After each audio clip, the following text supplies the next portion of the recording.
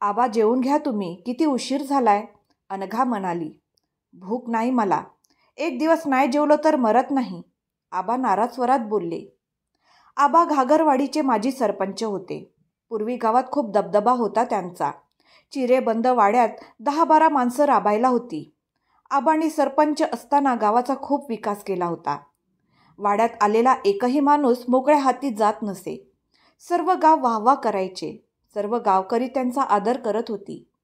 गावकरी त्यांना आशीर्वाद द्यायचे. त्यांनी खूप पुण्य कमावले होते. आमदारकीची खासदारकीची निवडणूक आली की आबा ज्याला म्हणतील त्याच उमेदवाराला घागरवाडीचे 1 गठ्ठा मतदान पडायचे. त्यांच्या शब्दाला खूप किंमत होती. तसेच त्यांनी दिलेला शब्दही कधी मोडत नव्हते. बाप माणूस तर ते होतेच, पण काही जणांसाठी ते देव माणूसही होते. पण त्यांचे होणारे गुणगान भावकीला मात्र अजिबात आवडत नव्हते.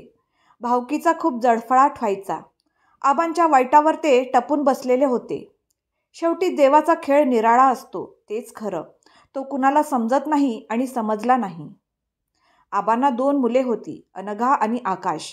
आकाश परदेशात शिक्षणाला जाऊन तिथल्या गोऱ्या मुलीशी लग्न केले. लग्न करून येऊन आबांशी गोडगोड बोलून सर्व शेती आपल्या नावे करून ती सर्व जमीन भावकीतील लोकांना विकून तो परदेशात आपल्या बायकोबरोबर स्थायिक झाला होता. या दुःखामुळे आबांची पत्नी पण सावरू शकली नाही आणि त्याही आबा आणि अनघाला सोडून स्वर्गवासी झाल्या होत्या. आता वाड्यात फक्त आबा आणि अनघा राहिले होते. अनघा गावातील सर्वात सुंदर मुलगी, सोज्वळ, सुसंस्कारी, निरागस.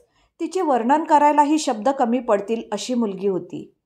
तिने श्रीमंतीचे दिवस अनुभवले होते. खूप लाडात वाढली होती.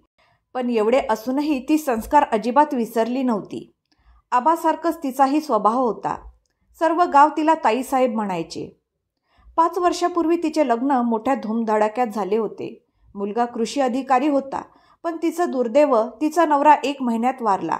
त्यामुळे तिच्या सासरकडची लोक त्या मुलाच्या मरणाला हिला कारणीभूत ठरवायचे. अपशकुनी, पांढऱ्या पायाची म्हणून तिला त्रास द्यायचे. दिसायला सुंदर असणारी, गोड स्वभाव असणारी अनघा मात्र पूर्ण करपून गेली होती. तिला जगावे वाटत नव्हते, पण तिला मरताही येत नव्हते. शेवटी सासरवाडीच्या जाचाला कंटाळून ती माहेरी निघून आली आणि सर्व घडले. भावाने फसवणूक करून सर्व शेती विकली आणि परदेशात निघून गेला. आईनेही तिची साथ सोडली. त्यामुळे त्यांच्या वाड्यात अनघा आणि आबा दोघेच राहत होते. कधी कधी आबांना स्वतःचा राग यायचा. त्यांना आत्महत्या करू वाटायची. पण पोरगी एकटी कशी राहील माझ्याशिवाय, हा विचार त्यांना मरू देत नव्हता. पोटच्या पुरीला असं सोडून जाण्याची हिंमत होत नव्हती. म्हणतात ना, घर फिरले की घराचं वासपण फिरतात. तसेच आबासोबत झाले होते. गावातील लोकांनीही आता पाठ फिरवली होती. पहिले जे आबांना बाप माणूस म्हणायचे, देव माणूस म्हणायचे, ते पण आबांना किंमत देत नव्हते. पूर्वी तर अनघाकडे डोळे वर करून पाहण्याची कोणाची हिंमत नव्हती. पण आता मात्र वेगळं झालं होतं. बायका तर तिला अपशकुनी, पांढऱ्या पायाची म्हणायच्या. सासूरवाडीत जे होतं तेच इथे पण होत होते. काही जण तर ती रस्त्याला दिसताच रस्ता बदलायचे. अनघा रस्त्यावरून जात असताना काही बायका तर दबक्या आवाजात म्हणायच्या, नवऱ्याला गिळलं आणि इकडे येऊन आपल्या आईला पण गिळलं, आता आपल्या बापाला गिळायला पण कमी करणार नाही. अनघाला हे सर्व ऐकून खूप वाईट वाटायचे. ती वाड्यात येऊन रडत बसायची. पण काय करणार, तिलाही पर्याय नसायचा. पूर्वी जी लोक अनघाकडे डोळे वर करून बघत नसायचे तेच आज काय बाय बोलत होती. अनघाने एकदा आबांना विचारलेही होते, आबा, तुम्हाला पण वाटते का की मी अपशकुनी आहे, माझ्यामुळे सर्व होते? पण आबा तरी काय बोलणार. शेवटी तिच्याशिवाय तरी कोण होते त्यांना. तशीच तिची समजूत काढत होते. संकटे आली तर चहू बाजूनी येतात, तसेच आबांच्या घरी झाले होते. जेवून घ्या चला. आबांची समजूत काढून तिने जेवायला तयार केलं. जेवता जेवता आबा तिला बोलले, पोरी माफ करशील नवं मला, समजा काय माझ्यामुळं झालं आहे. तुझी जी बी हालत झाली त्याला मी कारणीभूत आहे. आपल्या घराण्यात पोरीचं दुसरं लगीन करत नसत्यात, नाहीतर म्या कवाच तुझं लगीन लावून दिलं असतं. माफ करशील नवं. अहो आबा, माफी काय मागताय. तसंही दुसरं लग्न करत नाही तेच चांगलं आहे. मला दुसरं लग्न नाही करायचं. तुमच्यापाशी राहायचं आहे आता. किती दिवस राहणार माझ्याकडं. मी थोड्या दिवसाचा पाहुणा आहे. पांडुरंग कधी बी पाठवल तुझ्या आईकडं. आबा, आता परत तोच विषय नको, अनघा म्हणाली. बरं बाय, नाही बोलणार हा विषय. थोड्या वेळाने अनघा तिच्या खोलीत झोपायला गेली. एकदम तिला कॉलेजमधली ती वही आठवली. तिने कपाट उघडले तर त्यात ती वही दिसली. 5 वर्षापूर्वीची वही. अजून आहे तशीच होती, पण आता त्यावर धूळ पडली होती. तिने धूळ झटकली. अनघाची अवस्था पण त्या वहीसारखी झाली होती. अनघा आहे तशीच होती, पण त्या घडल्या घटनांची धूळ झटकणारं कोणीच नव्हतं. तिने वही उघडली. वही उघडल्या उघडल्या त्यात पहिले नाव दिसले, विजय, तुझाच प्रेम वेडा. तिने हळूच पुढचे पान उघडले. तालुक्याला कॉलेज होते म्हणून दोघेही महाराष्ट्र परिवहन मंडळाच्या बसने कॉलेजला जायचे. त्या बसमुळेच दोघांचं सूत जुळलं होतं. दोघेही एकमेकांवर जीवापाड प्रेम करत होते. पुढे उन्हाळ्याच्या सुट्ट्यांमध्ये विजय पुण्याला कामाला गेला. पण 2 महिन्यानंतर काम करून आला तर इकडे होत्याचे नव्हते झाले होते. तिचं लग्न जुळलं होतं. जाताना हीच वही विजयने अनघाला वाचायला दिली होती. लग्नाच्या गडबडीत ती वही तिला वाचता आली नव्हती. आज वाचेल, उद्या वाचेल असे म्हणता म्हणता तिचे लग्न झाले. तिचा नवरा वारला. 4 वर्ष झाले ती इथे असूनही तिला वाचायला भेटली नव्हती. तसेही तिच्या या अवस्थेमुळे तिच्या लक्षातही नव्हते. पण आज अचानक तिला आठवण आली. त्यात विजयने खूप काही कविता लिहिलेल्या होत्या. आपल्या दोघांचे पुढचे आयुष्य कसे असेल, त्यांची स्वप्ने, तिच्या सौंदर्याचे वर्णन, तिला दिलेलं वचन, तिला पहिल्यांदा पाहिल्यावर, भेटल्यावर, बोलल्यावर, होकार दिल्यावर झालेला आनंद, या सर्व भावना त्यामध्ये रेखाटल्या होत्या. त्यात त्याने शेवटी लिहिलं होतं, एखाद्यावरती एवढे मनापासून प्रेम करावे की दुसरं कोणावर प्रेम करण्याचा विचारही मनात आला नाही पाहिजे. तुझाच प्रेम वेडा, विजय. हे सर्व वाचताना तिच्या डोळ्यात पाणी येत होते. जड अंतकरणाने ती वाचत होती. प्रत्येक शब्द वाचताना तिला वाटत होते की विजय आपल्याशी बोलत आहे, आपल्याकडे बघून हसत आहे. तिला पश्चातापही होत होता. विजय किती प्रेम करायचा माझ्यावर आणि मी मात्र लग्न केलं. मी त्याला फसवले. कदाचित त्याला धोका दिल्यामुळे हे सर्व माझ्यासोबत घडले असावे असे तिला वाटत होते. कसा असेल विजय? लग्न झालं असेल का त्याचं? सुखी असेल ना त्याच्या आयुष्यात? असे प्रश्न तिला पडू लागले. एक दिवस अचानक विजय वाड्यात आला. तो ग्रामसेवक झाला होता. अनघाचे लग्न झालं आणि तो शहरात निघून गेला. तिथे जाऊन अभ्यास केला आणि ग्रामसेवक झाला होता. आता तो आबांना भेटण्यासाठी, त्यांचा आशीर्वाद घेण्यासाठी वाड्यात आला होता. आबा झोपाळ्यावर बसले होते. अचानक त्यांना विजय दिसला. या ग्रामसेवक साहेब या, तुमचीच आठवण काढत होतो. अहो आबा, तुमच्यासाठी कसला ग्रामसेवक मी? तुमच्यासाठी तर विजयच आहे अजून. मोठा झाला लेका तू. बाचं नाव मोठं केलं, गावाचं नाव मोठं केलं. तुझी भाषणं अजून पण घुमतायत. काय शिट्ट्या, काय टाळ्या वाजत असायच्या. अनघा, अगं ग्रामसेवक आले आहेत, त्यांना चहा टाक जा. अनघा चहा बनवायला गेली. तिला खूप आनंद झाला होता. विजय ग्रामसेवक झाला आहे हे ऐकून तिला बरं वाटलं होतं, पण मनात अपराधीपणाची भावना निर्माण करत होतं. आपण त्याला फसवले आहे आणि आपण कसे त्याच्यासमोर जायचे आणि कोणत्या तोंडाने बोलायचे? आपण त्याला धोका दिला आहे. आता आपण फक्त चहा द्यायचे आणि मागे फिरायचे असा विचार तिने केला. अनघा चहा बनवत होती. तोपर्यंत त्यांच्या गप्पा चालू होत्या.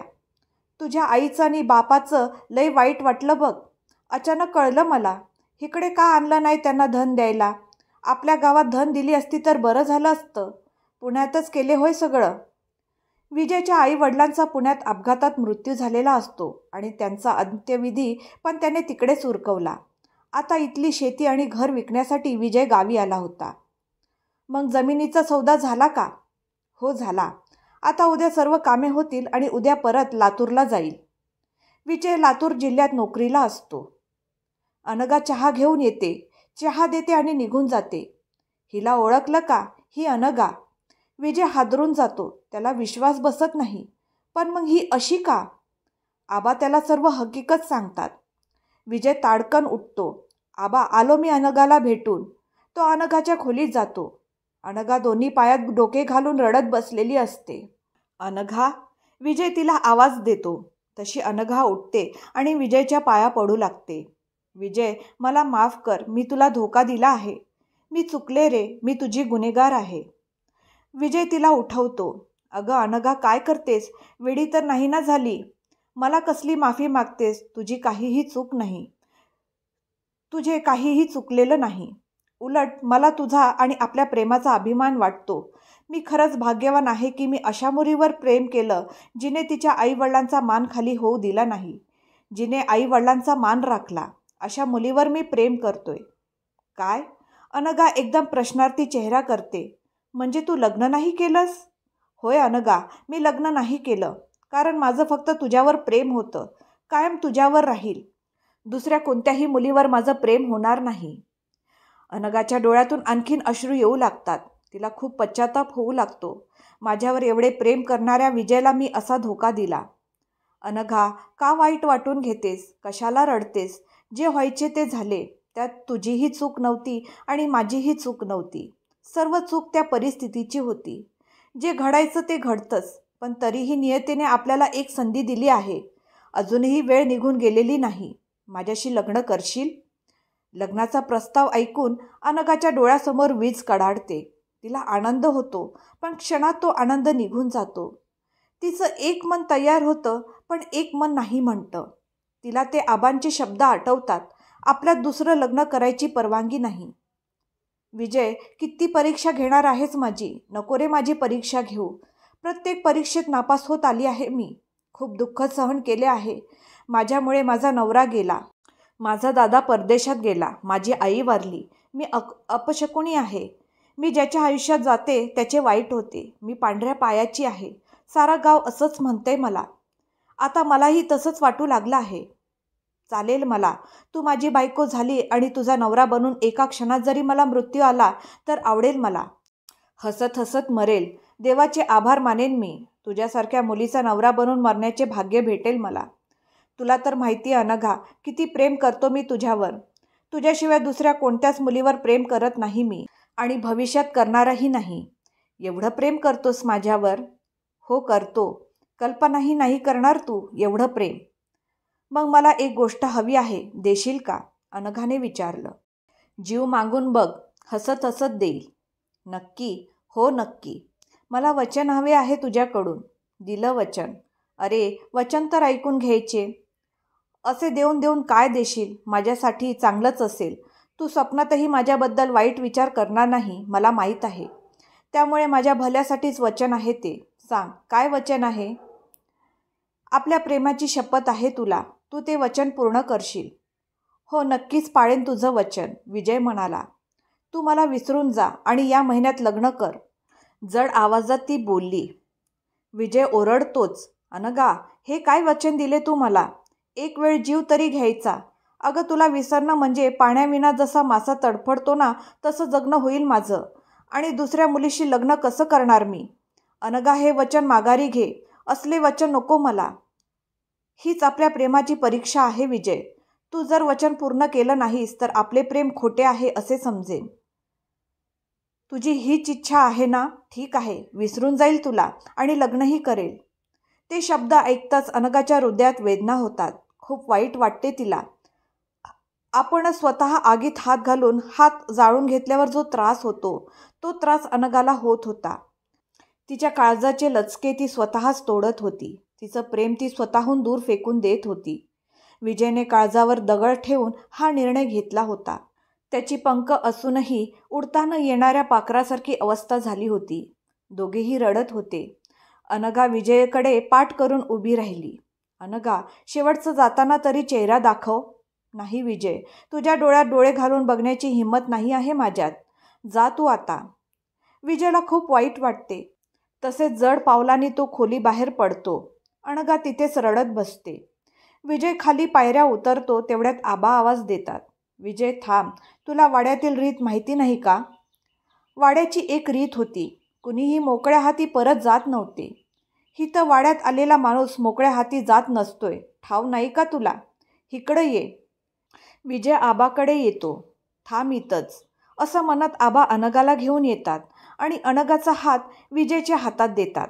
दोघेही आता रडू लागतात आणि आबांच्या पाया पडतात. जा पोरी जा. पूर्वी केलेलं कन्यादान हे माझ्या मनानं केलं होतं. आत्ताचं कन्यादान हे तुझ्या मनासारखं करतो. माफ कर पोरी मला. आबांचे डोळे भरून येतात. अहो आबा, माफी कसली मागताय? अनघा आबांच्या गळ्यात पडून रडू लागते. आबा तिचे डोळे पुसतात. आबा, मी नशीबवान आहे. मी तुमच्या पोटी जन्माला आले. पुढच्या जन्मीही मला तुमची मुलगी व्हायची आहे. होय पोरी, तू माझीच पोरगी होणार. म्या गेल्या जन्मी कोणतं तरी पुण्याचं काम केलं असेल, तेव्हा तुझ्यासारखी पोर मला मिळाली. असल्या रीती परंपरा काय कामाच्या, जिथं माझ्या पोरीला जिवंतपणी मरण भोगायला लागलं. जा दोघंही सुखाचा संसार करा. आबा जड अंतःकरणाने त्या दोघांना निरोप देतात आणि झोपाळ्यावर बसून रडू लागतात. त्यांच्या पत्नीच्या फोटोकडे बघत म्हणतात, मालकीनबाई आता तर खुश आहे ना. त्या फोटोतील त्यांची पत्नीही त्यांच्याकडे बघून हसत असते आणि त्यांच्या बोलण्याला होकार देते. विजयचं आणि अनघाचं बोलणं आबांनी ऐकलेलं असतं. त्यांना त्यांची चूक लक्षात येते. त्यामुळे आबा ठरवतात आणि हा निर्णय घेतात आणि मग ते कन्यादान करतात. आयुष्यात प्रेम हे भेटतं, पण ते कसे भेटेल हे सांगता येत नाही. आपल्या हातात फक्त प्रेम करायचं असतं. कधी ना कधी ते नक्की भेटतं. आयुष्यात प्रेम आहे. अनघासारखी, विजयसारखी निस्सीम प्रेम करणारी लोकं आहेत. पण काही वेळेस परिस्थितीमुळे ते प्रेम भेटू शकत नाही. प्रेम भेटले नाही म्हणून आपण प्रेम करणं सोडायचं नसतं. ते करत राहायचं असतं. मित्रांनो, या कथेचे लेखक आहेत राम. यांचे लेख तुम्ही प्रतिलिपीवरही वाचू शकता. आजची कथा तुम्हाला कशी वाटली कमेंट करून नक्की सांगा. आवडली असेल तर लाईक करा, शेअर करा आणि माझ्या चॅनलला सबस्क्राईब करायला विसरू नका. धन्यवाद.